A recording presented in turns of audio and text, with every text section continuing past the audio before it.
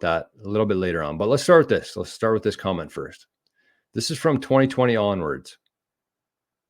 So he or she says, Bitcoin has some flaws. I'm well aware that it is one of mankind's greatest inventions. It has the capacity and capability of becoming the base layer for money, but it could do with one of the following tweaks. So here's how 2020 onwards would change Bitcoin. He appreciates the fact that it is good money, greatest invention, but here's how he would change Bitcoin. Says number one, at least 5 million Bitcoin are lost forever. A lot of Bitcoin owners don't fully trust their spouse with their seed phrase, so we can expect that 16 million total supply to be 10 million by 2040. So he's saying that there's been Bitcoin lost, and he expects much more Bitcoin to be lost for that reason. People will continue to die, taking their seed phrase to the grave. Taking that into account, it should be voted on by the devs and node operators that from 2026 onwards, Bitcoin's max supply increases by 200,000 Bitcoin per year for 75 years.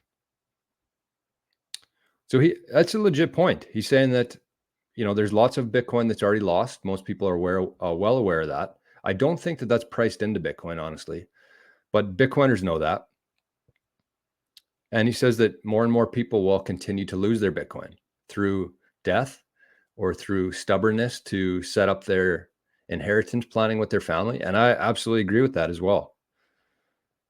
So he thinks that we should vote on it, or the devs and the node operators should vote on supply increase of 20,000 Bitcoin per year for the next 75 years.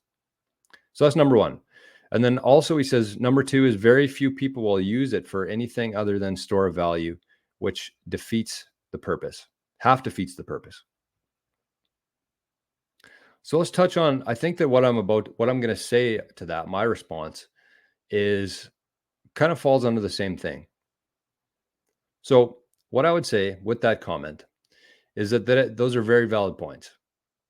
It makes sense that because there's so much Bitcoin that's lost and going to be lost, we should consider increasing the supply instead of decreasing it every year. But what I would say to that is both of these points they just make Bitcoin more scarce. That's all it does. And the number itself does not matter. So it's 21 million Bitcoin. That's how many will ever exist. But that's just a number. It could have been 210 million Bitcoin. The price would be a little bit less, how much people are willing to pay for it. But it doesn't matter how much Bitcoin there is. The only thing that matters is that it's fixed. It's fixed and transparent, and the supply schedule is known. So it could be 21 billion Bitcoin.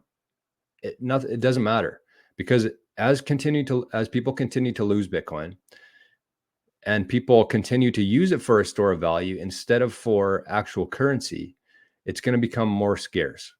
And so when it becomes more scarce, all we're going to do is move the zeros, move the decimal points. So right now we price things in Bitcoin. In 10 years from now, we won't know what the price of Bitcoin is. We'll only know what the price of a sat is. And then 10 years from there, we're not going to know what a sat is anymore. We're just going to know what a microsat costs. And that's kind of how I see this whole thing playing out. So both of these, very good points, but you're missing the fact that the number is irrelevant. The only thing that matters is the scarcity and the fixed supply of Bitcoin. Does that make sense?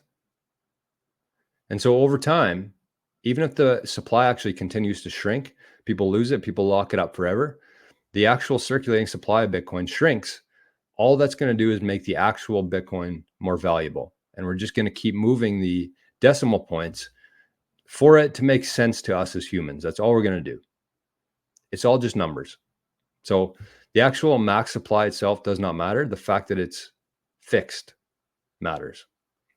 So great points. I definitely do not agree that we should be increasing the supply of Bitcoin ever.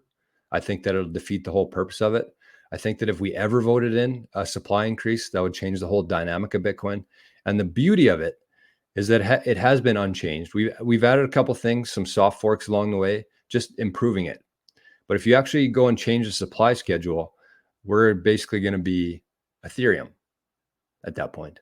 And then maybe from there, we'll switch to proof of stake instead of proof of work.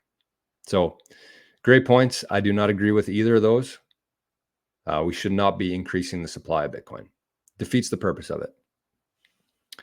So that's how I wanted to start the show today. Cito, look at this comment. I've been called a Bitcoin thumper